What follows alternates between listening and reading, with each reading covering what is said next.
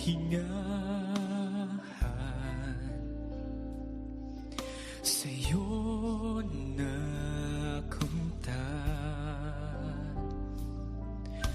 kapangyarihan, ikaw ang pinagmulan. Suliranin man ay dumating, ikaw lamang, O Diyos, ang sasambahin. Panginoon ko, sa'yo lamang mananatili kailan pa man. Suliranin man ay dumating, ikaw lamang, O Diyos, ang sasambahin. Panginoon ko, sa'yo lamang mananatili kailan pa man. Suliranin man ay dumating, ikaw lamang, O Diyos, ang sasambahin. Panginoon ko, sa'yo lamang mananatili kailan pa man. Mananatili kailan pa man. Mananatili kailan pa man.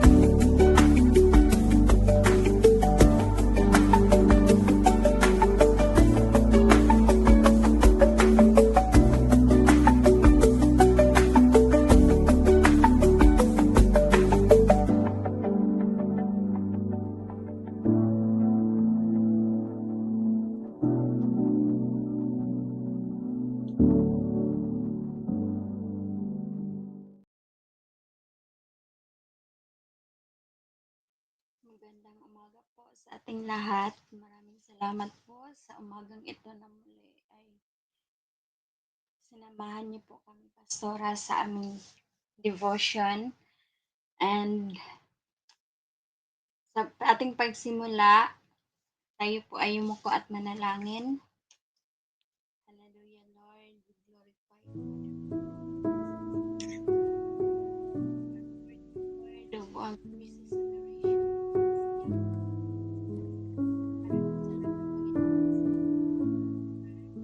Lord, ginising mo bawat isa sa amin ngayon na may bagong lakas, panibagong buhay, pag-asa at blessings.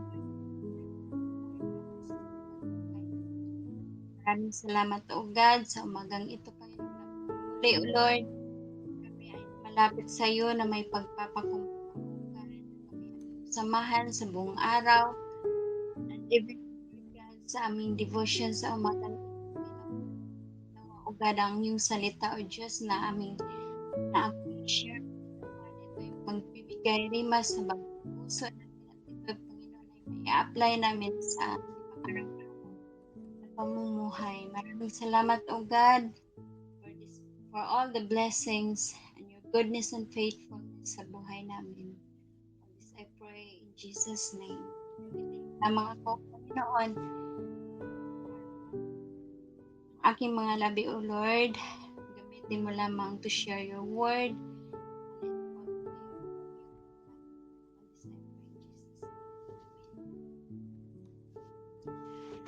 ating devotion sa umagang ito ay makikita sa Genesis chapter 15 verse 2 ay verse 6.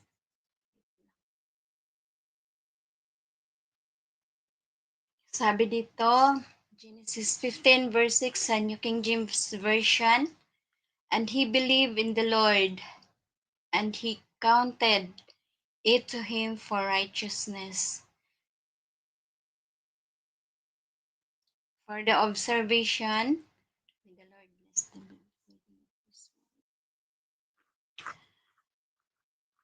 this chapter sa Genesis chapter 15 profoundly showcases the power of faith and divine covenant.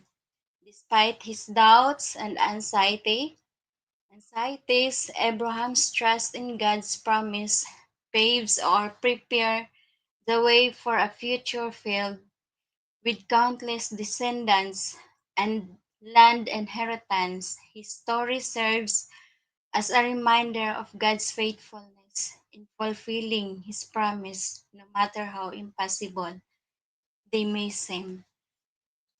Although si Abraham ay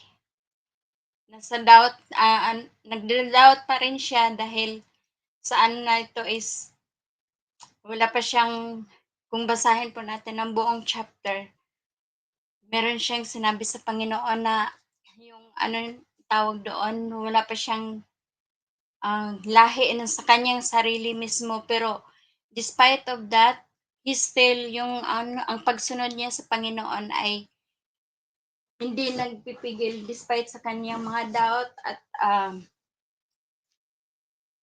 mukhang imposible, pero dahil sa ang alam niya na ang Panginoon ay hindi nagkukulang sa kanya. Hindi nagbabago sa kanyang mga promises. So still nagta-trust pa rin siya sa Panginoon, and he obeyed what God, kung ano yung sinabi ng Panginoon sa kanya, sumunod pa rin siya. Doon kahit sa kanya bilang tao ay imposible, pero alam niya sa Panginoon walang imposible. And sa topic na ito ay pinamagatang faith credited as righteousness. The idea of faith being credited as righteousness first introduced in the Old Testament with the patriarch Abraham. Alam naman natin na si Abraham is the number one siya na patriarch of faith. Genesis 15 is pivotal or vital essential or mahalaga as it establishes the precedent or prior that faith rather than works is the basis of righteousness. Abraham's belief in God's promise of numerous descendants despite his and Sarah's old age exemplifies a trust in God's faithfulness. Nawa ito ay magbibigay din sa atin ng kaliwanagan na despite sa ating mga doubt minsan or mukhang imposible sa atin, pero alam natin na ang Panginoon is always faithful sa kanyang mga promises na patuloy natin panghahawakan.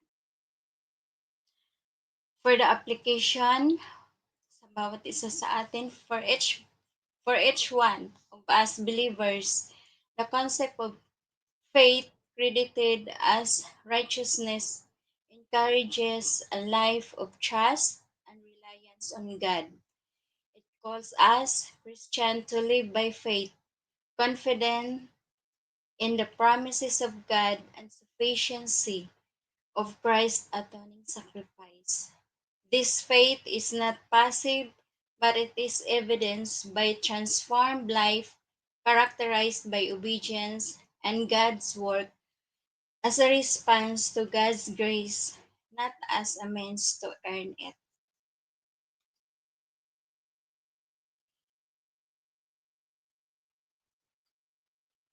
Sabi nga sa Romans 4:5, however, to the one who does not work but believes in him who justifies the ungodly, his faith is credited as righteousness.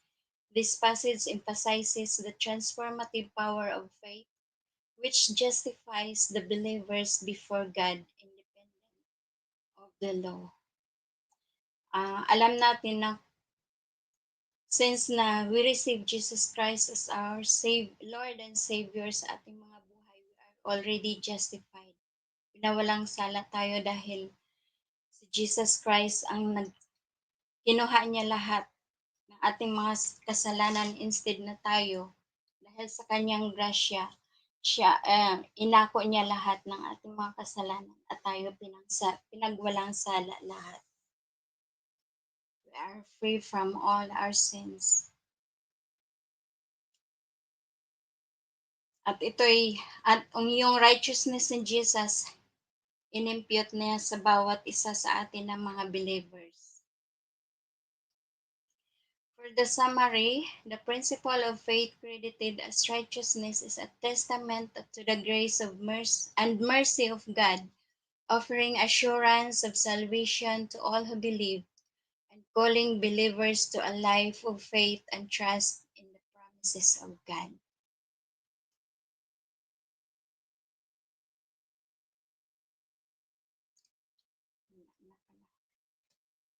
Short lang, dahil yun lang ang devotion ko sa inyo na iiwan sa bawat isa sa atin. Napaka-importante yung pananampalataya natin na nagbibigay sa atin ng assurance and confidence na tayo ay ligtas at nagbibigay din sa atin ng assurance kung saan tayo.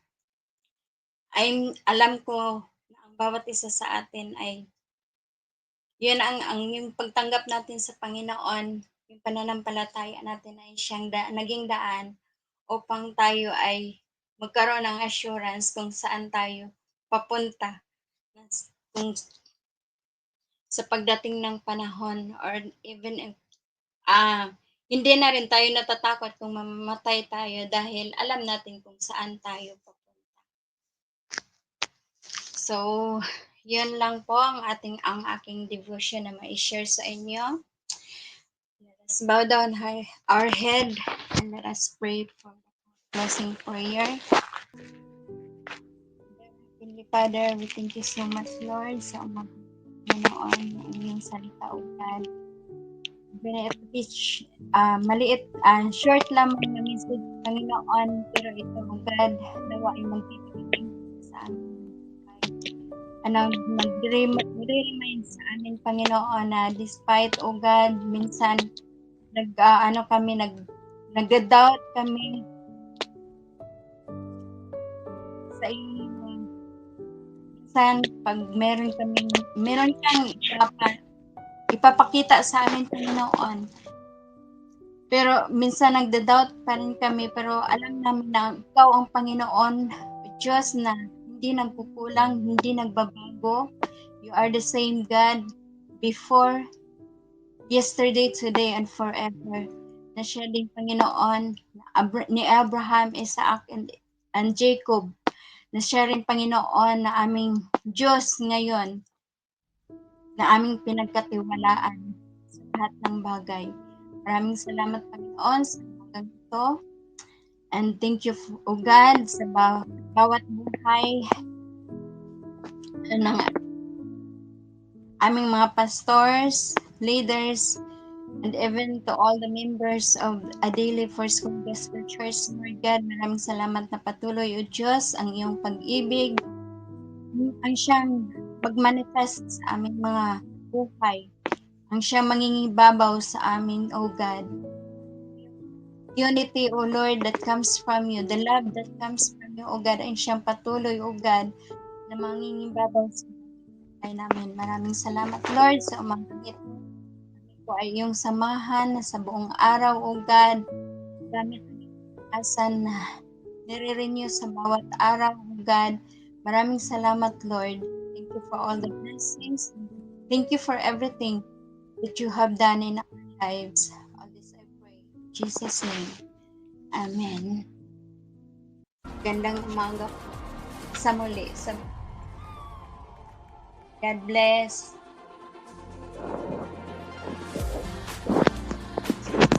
God bless po, Sister Fe and Group P. Good morning, everyone, and have a great day po. Blessed day ahead of us. There's a light that shines with hope and Morning po. grace. God Touch the bless. sky